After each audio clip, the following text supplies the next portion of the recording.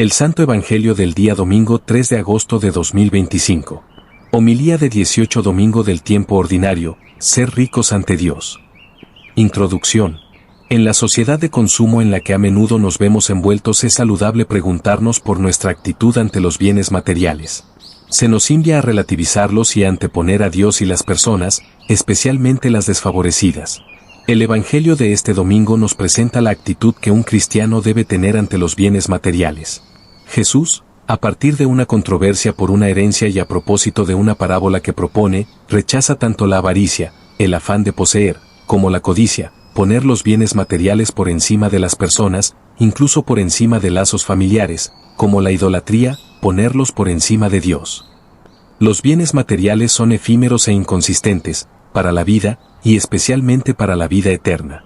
En su lugar nos propone trabajar por ser rico ante Dios. Ser rico ante Dios conlleva poner a Dios por encima de cualquier tipo de bien y utilizar el dinero en favor de nuestros hermanos, especialmente los más desfavorecidos. En la época en que vivimos, en la sociedad llamada del bienestar, que, a menudo promueve el consumismo, es saludable que nos preguntemos por nuestra actitud ante los bienes materiales y si somos capaces de anteponer y promover los valores eternos. Lecturas. Primera lectura. Lectura del libro del Eclesiastés. Vaciedad sin sentido, dice el predicador, vaciedad sin sentido, todo es vaciedad. Hay quien trabaja con destreza, con habilidad y acierto, y tiene que legarle su porción al que no la ha trabajado. También esto es vaciedad y gran desgracia.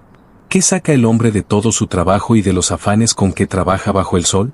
De día dolores, penas y fatigas, de noche no descansa el corazón. También esto es vaciedad. Salmo del día, Salmo 89. Señor, tú has sido nuestro refugio de generación en generación. Tú reduces el hombre a polvo, diciendo, retornad, hijos de Adán.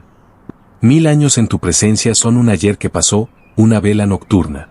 Si tú los retiras son como un sueño, como hierba que se renueva que florece y se renueva por la mañana, y por la tarde la ciegan y se seca. Enséñanos a calcular nuestros años, para que adquiramos un corazón sensato. Vuélvete, Señor, ¿hasta cuándo? Ten compasión de tus siervos. Por la mañana sácianos de tu misericordia, y toda nuestra vida será alegría y júbilo. Baje a nosotros la bondad del Señor y haga prósperas las obras de nuestras manos.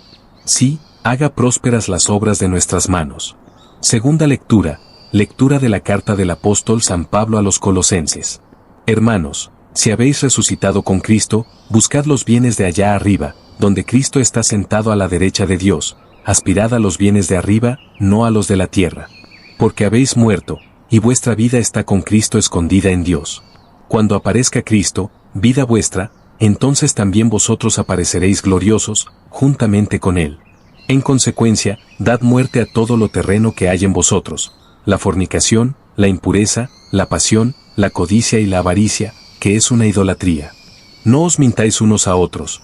Os habéis despojado del hombre viejo, con sus obras, y os habéis revestido de la nueva condición que, mediante el conocimiento, se va renovando a imagen de su Creador, donde no hay griego y judío, circunciso e incircunciso, bárbaro, escita, esclavo y libre, sino Cristo, que lo es todo, y en todos. Evangelio del día. Lectura del Santo Evangelio según San Lucas 12, 13 a 21. En aquel tiempo, dijo uno de entre la gente a Jesús, Maestro, dile a mi hermano que reparta conmigo la herencia. Él le dijo, Hombre, ¿quién me ha constituido juez o árbitro entre vosotros? Y les dijo, Mirad, guardaos de toda clase de codicia. Pues, aunque uno ande sobrado, su vida no depende de sus bienes. Y les propuso una parábola. Las tierras de un hombre rico produjeron una gran cosecha. Y empezó a echar cálculos, diciéndose, ¿qué haré? No tengo donde almacenar la cosecha. Y se dijo, haré lo siguiente, derribaré los graneros y construiré otros más grandes, y almacenaré allí todo el trigo y mis bienes. Y entonces me diré a mí mismo, alma mía, tienes bienes almacenados para muchos años, descansa, come, bebe, banquetea alegremente. Pero Dios le dijo, necio, esta noche te van a reclamar el alma, ¿y de quién será lo que has preparado? Así es el que atesora para sí y no es rico ante Dios. Pautas para la homilía. Las lecturas del 18º domingo del tiempo ordinario nos invitan a reflexionar sobre nuestra relación con los bienes materiales. En el Evangelio de hoy podemos distinguir dos momentos. 1. Una anécdota que da ocasión para introducir el tema, el disenso entre dos hermanos por el reparto de una herencia. 2. La parábola del rico necio o insensato. Tanto la anécdota como la parábola se completan con una reflexión de Jesús sobre la confianza en Dios en el uso de los bienes temporales. Por razón de brevedad el leccionario presenta solamente la anécdota y la parábola. La anécdota hace referencia a una controversia por una herencia, triste situación de enfrentamiento que se repite con frecuencia entre muchas familias. El que acude a Jesús, seguramente el desfavorecido en el reparto de la herencia, pide su arbitraje en la controversia. Llama maestro a Jesús. Probablemente lo considera como uno de tantos rabinos, a los que, con frecuencia, se acudía, a falta de jueces, para resolver conflictos de este tipo. Jesús se niega a mediar en la disputa y, como en otros casos en los que se pide su intervención, sitúa la cuestión en la raíz del problema. Jesús les contesta, ¿quién me ha constituido juez o árbitro entre vosotros? Guardaos de toda clase de codicia. Jesús denuncia la actitud de los dos hermanos, que hacen de los bienes temporales lo primordial de su vida, ante los cuales ni siquiera se duda en denunciar al propio hermano. Es importante señalar que la actitud de Jesús en la disputa no pretende establecer una norma general de actuación. Se trata de una situación concreta, que sirve de ocasión para la reflexión de Jesús sobre los bienes. En otras circunstancias, el cristiano podrá o, incluso deberá, intervenir. Jesús les cuenta la parábola del rico insensato. En tiempos de Jesús en Galilea era frecuente el contraste entre terratenientes que aumentaban sus riquezas y bienestar frente a los campesinos que sufrían el hambre y la miseria. El protagonista de la parábola representa perfectamente este tipo de hacendados. En la parábola el rico es presentado como un hombre solitario que vive encerrado en sí mismo y en sus pensamientos. Nadie aparece a su lado, ni amigos, ni familia, ni subordinados, nadie es digno de su atención o cuidado. En el centro de su vida su único interés es la acumulación y disfrute personal de sus bienes. Con muy pocas palabras, el rico es presentado como un egoísta, exclusivamente preocupado solo por sí mismo.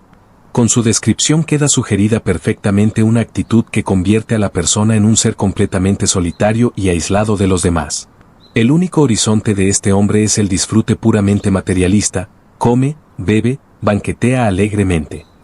Desgraciadamente, esta actitud ante la vida no es novedad.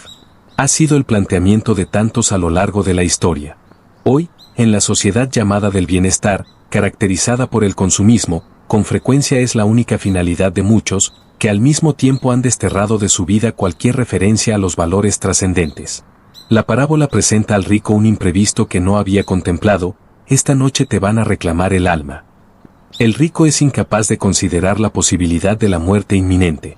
Se podría decir que el afán por las riquezas le impide ver otras realidades. El afán de riqueza ciega, no deja ver el carácter efímero de la vida, ni otros ideales ni, por supuesto, la indigencia de personas, a las que seguramente se les podría auxiliar con los bienes propios. La parábola ironiza: ¿de quién será lo que has acumulado? Hace el mismo planteamiento que la lectura de Coelet: tiene que dejarle su porción a uno que no ha trabajado. Con ello se quiere mostrar lo absurdo del esfuerzo y de la exclusiva preocupación por los bienes materiales, sin más horizonte que lo terrenal. Detrás de estas reflexiones hay una sabiduría de sentido común: nada dura para siempre, todo pasa. Y nada pueden las riquezas o los bienes materiales frente a la vida que termina en cualquier momento con la muerte. No es que el Evangelio desprecie los bienes materiales, el Evangelio, lo mismo que el Eclesiastés, nos invita a relativizar los bienes materiales, frente a otros valores más duraderos. Esa relativización se puede hacer extensiva a otros valores inmanentes que, con frecuencia, tienden a absolutizarse: el poder, el éxito, el placer, etc., pero incluso cosas buenas, como el propio bienestar, la salud y la cultura. Tampoco se condena la previsión que podemos hacer con prudencia en nuestras vidas. Lo que se condena es la codicia, el afanarse por la acumulación de bienes, que muchas veces, ni siquiera se llegan a disfrutar. En definitiva, la palabra condena tres actitudes frente al dinero: codicia, desear lo que tiene el otro; avaricia, tener más y más; e idolatría, asegurar la vida en los bienes materiales, absolutizar. Pero Jesús, que hace suyas estas consideraciones de sabiduría popular sobre la fugacidad de la vida, va más allá: esta noche te van a reclamar el alma. Jesús introduce nuestra necesaria comparecencia ante Dios en el momento de la muerte. Por eso, la perspectiva que Jesús presenta no es solamente la vida terrenal, sino la vida eterna. Se trata de buscar los bienes de arriba, no los de la tierra, en palabras de la segunda lectura. Por ello, la parábola termina invitando a ser rico ante Dios y no atesorar exclusivamente para sí. ¿Qué es ser rico ante Dios? En primer lugar, poner a Dios por encima de los bienes materiales, buscar los valores duraderos, buscad el reino de Dios y todo lo demás se os dará por añadidura, dirá Jesús en la reflexión posterior. Y, en segundo lugar, emplear bien el dinero en auxiliar a los necesitados y hacer el bien a los demás. Nosotros en la sociedad que llamamos del bienestar, con el consumismo que la caracteriza, ¿sabemos relativizar los bienes materiales? ¿Sabemos poner a Dios y al prójimo por encima?